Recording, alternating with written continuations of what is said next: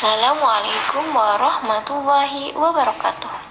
Alhamdulillahirabbil alamin, wassalatu wassalamu ala Rasulillah wa ala alihi wa ashabihi ajmain. Sobahul khair, selamat pagi adik-adik. Kaifa halukum? Bagaimana kabarnya hari ini? Mudah-mudahan adik-adik selalu dalam keadaan sehat, dalam keadaan semangat untuk belajar kembali insya Allah.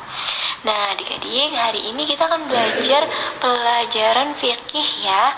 Temanya yaitu tentang gerakan makmum dalam sholat berjamaah. Sebelum belajar, mari kita berdoa.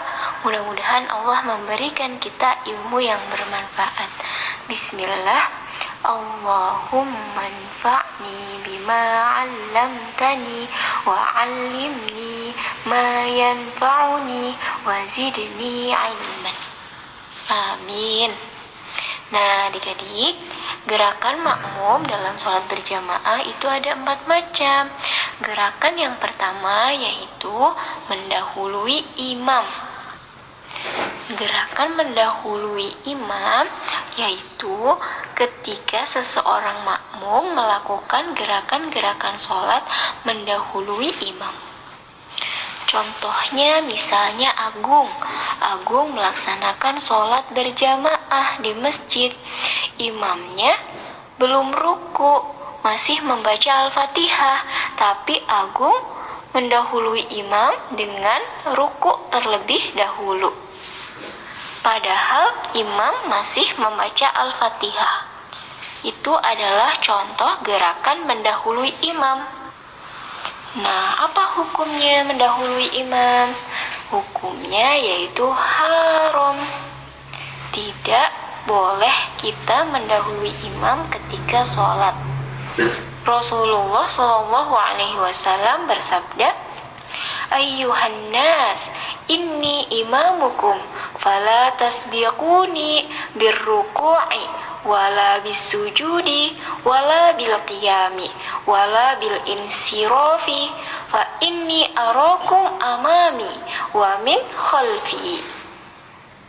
Artinya, wahai manusia, sesungguhnya aku adalah imam kalian, maka janganlah kalian mendahuluiku pada saat ruku, sujud, atau saat berdiri, maupun pada saat bubar atau salam. Karena sesungguhnya aku melihat kalian di hadapanku dan dari belakangku. Hadis riwayat Muslim. Jadi tidak boleh ya adik-adik, ibu dan adik-adik ketika sholat berjamaah di masjid tidak boleh mendahului imam. Nah kemudian gerakan yang kedua yaitu gerakan menyamai gerakan imam. Menyamai gerakan imam yaitu jika seseorang makmum melakukan gerakan-gerakan sholat bersamaan waktu dengan gerakan imam. Contohnya seperti Agung misalnya tadi ya, Agung sholat berjamaah di masjid. Kemudian ketika imam bertakbir, Agung bersamaan dengan imam bertakbir. Atau misalnya ketika imam ruku, Agung bersamaan dengan imam ruku. Nah, bagaimana hukumnya ketika kita gerakannya sama dengan imam atau membersamai imam? Hukumnya yaitu ada 2. Yang pertama, apabila seseorang melakukan takbiratul ihram menyamai takbiratul ihram imam, maka sholatnya tidak sah. Nah, jika menyamai imam dalam gerakan selain takbiratul ihram, maka hukumnya makruh atau dibenci. Jadi itu ya adik-adik, kita tidak boleh membersamai imam dalam gerakan karena itu hukumnya tidak sah atau sholatnya tidak sah jika kita menyamai dalam takbir.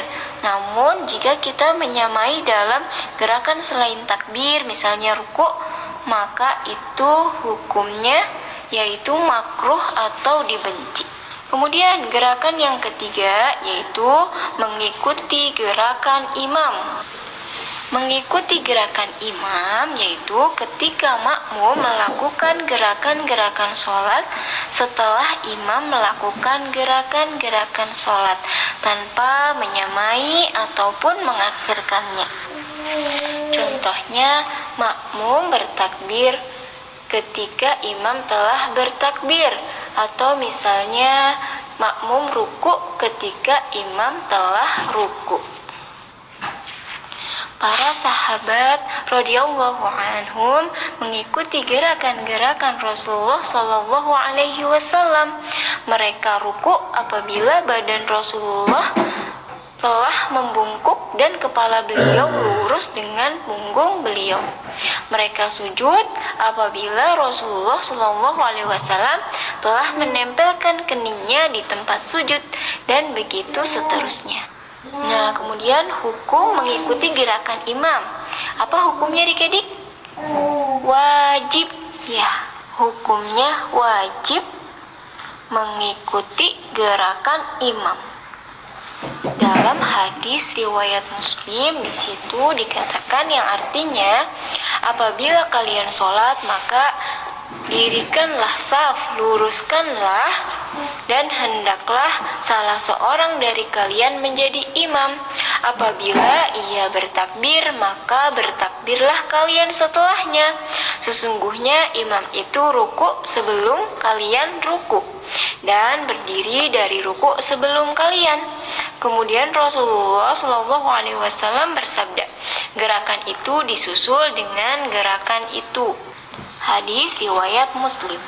Nah, kemudian gerakan yang terakhir atau gerakan yang keempat yaitu mengakhirkan gerakan dari gerakan imam, yaitu makmum mengakhirkan gerakan imam atau makmum melakukan gerakan-gerakan sholat setelah imam selesai melakukan gerakan-gerakan sholat tersebut. Misalnya Agung melaksanakan sujud ketika imam sudah selesai sujud, dia ketinggalan sujud. Atau misalnya Agung baru ruku ketika imam sudah sujud, itu namanya ketinggalan atau mengakhirkan gerakan dari gerakan imam. Nah, bagaimana hukumnya? Hukumnya yaitu ada dua. Yang pertama, jika makmum tersebut sengaja, maka sholatnya tidak sah. Jika makmum itu tidak sengaja, maka hukumnya makruh. Tetapi sholatnya tetap sah, hanya saja makruh atau dibenci. Nah, itu saja adik-adik. Jadi gerakan yang mana yang harus kita tiru? Iya, betul, gerakan nomor 3, yaitu mengikuti gerakan imam. Baik, Ibu cukupkan sampai di sini pelajaran fikih pada hari ini. Ibu mohon maaf jika banyak kesalahan. Kita tutup dengan membaca kafaratul majelis. Subhanaka Allahumma wa bihamdika asyhadu alla ilaha illa anta astaghfiruka wa atubu ilaik. Wassalamualaikum warahmatullahi wabarakatuh.